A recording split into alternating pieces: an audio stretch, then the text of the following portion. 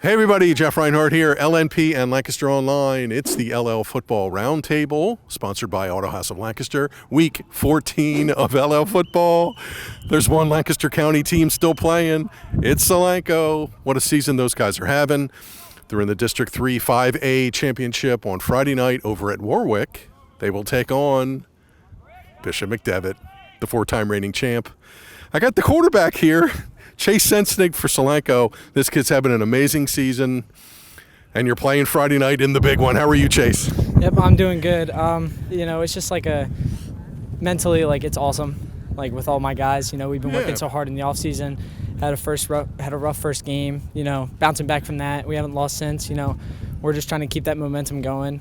Staying together as a family and working through all the problems. How fun has this ride been? I know you lose the milk jug on week one, okay, but ever since that night, you guys have just been unstoppable. How great has the last couple of months been for you and your team? Man, it's been great. We have put Ellis behind us. It's just been a fun ride all the way.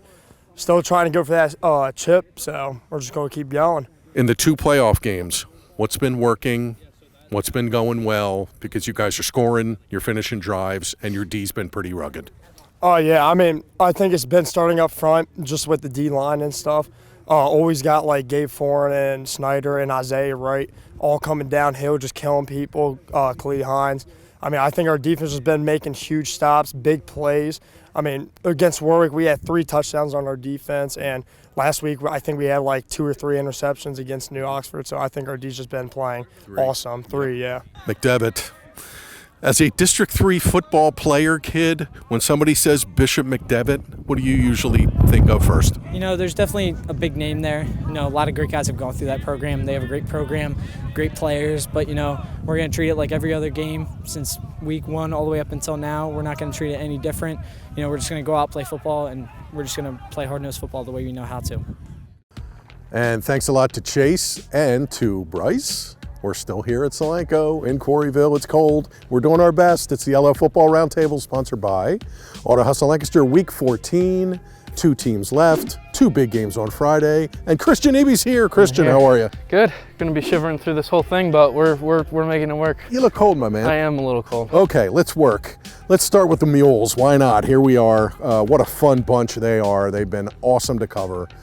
11-game winning streak. They haven't lost since week 1 in the milk jug game. You got to talk to a couple kids here today as we're poking around. What do you make of this bunch? Well, I think the big thing that they said was they've made team history, but they're not slowing down. There's no intention of stopping at that team history mark. They want to keep chugging along. They want to get that first district title ever.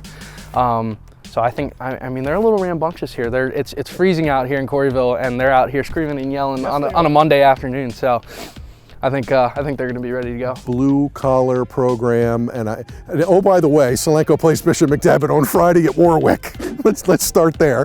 I think over the years, and you know this, being a District 3 guy, when teams show up to play McDevitt in a playoff game, it's they see the gold helmet, they see McDevitt on the front, and maybe some panic sets in. I don't see it with this crew. No, I would agree. Yeah. Very blue collar, hard working team. Not much has really fazed them.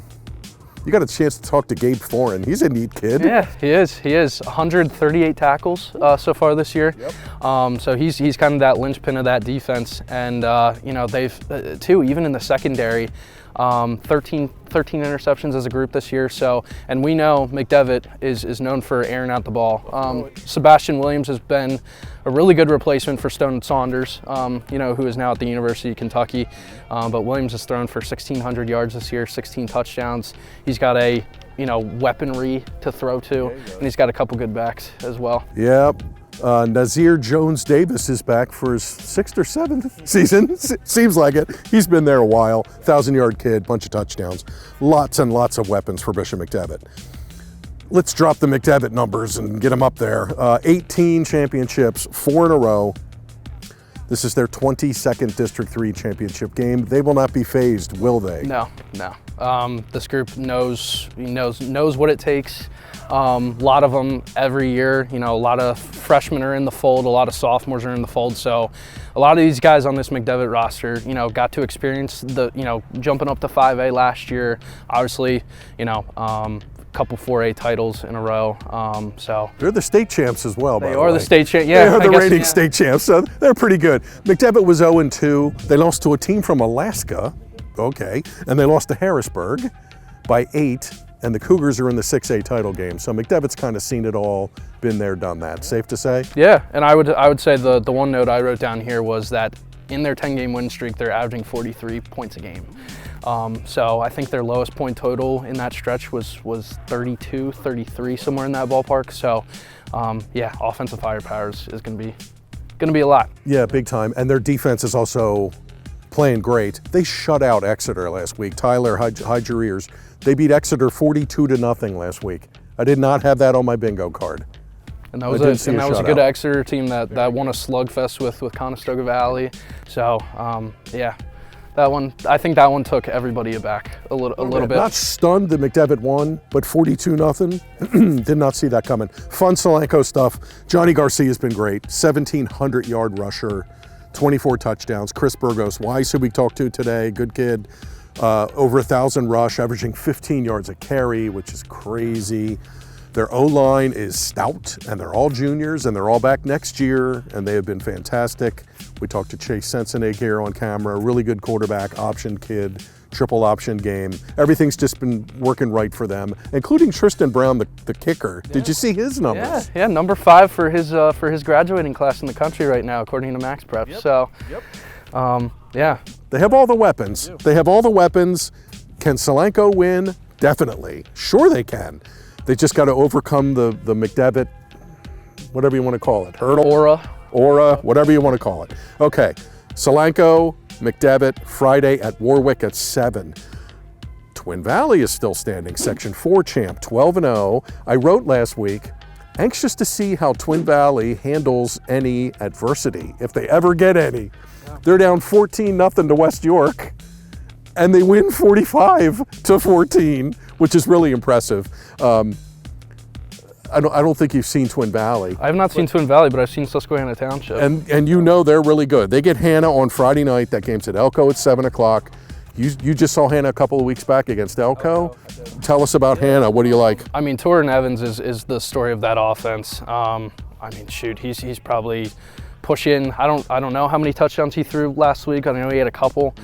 He's flirting around 35 probably touchdown passes. He was closing in on 1,000 on the ground too as well. Wow, I didn't know that. Yeah, he's got a little pep in his step. But that's another Susquehanna Township team, and I think what surprised everybody is, why missing is another program, kind of like a McDevitt of the smaller classifications, that has that aura, so to speak, around them, and Township on the very last play of the game took down the Spartans. Yeah, 37-35 on literally a last second leaping, diving end zone catch touchdown.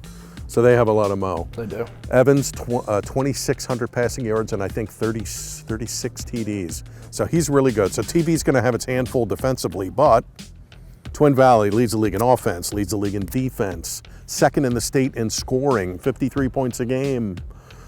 Engel has been fantastic in the playoffs.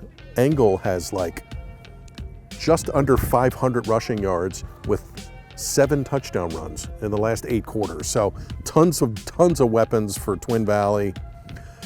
They're both 12-0. That's an unbelievable matchup. Yep, it is. That's great. So that's at Elko on Friday night, 7 o'clock, Twin Valley, Susquehanna Township. Winners on Friday go to states. Losers are done, and we can start basketball and wrestling season, I guess. Yeah, and I'll be in the natatorium. You'll be in the natatorium watching the swimmers. Good stuff. It'll be a lot warmer than out here right now. Anything else on your mind? Are we good to go for football? I think I'm all good. Okay. Friday night, Solanco at Warwick against Bishop McDevitt. Jason Garente and I will be there for coverage. Looking forward to it. Friday night, 7 o'clock at Elko, Twin Valley against Susquehanna Township. Winners go to states, losers are done. If somebody wins on Friday, we'll catch you next week from somewhere. If both teams lose, it's been fun. Yeah. It's been a fun fall of football. It's been fantastic. We're mid-November and there's still teams playing, so that's a good thing for the league. Okay, that'll wrap it up. LL Football Roundtable, sponsored by Auto House of Lancaster. Tyler's here. For Christian, I'm Jeff. Enjoy the games on Friday night, and we'll talk to you soon.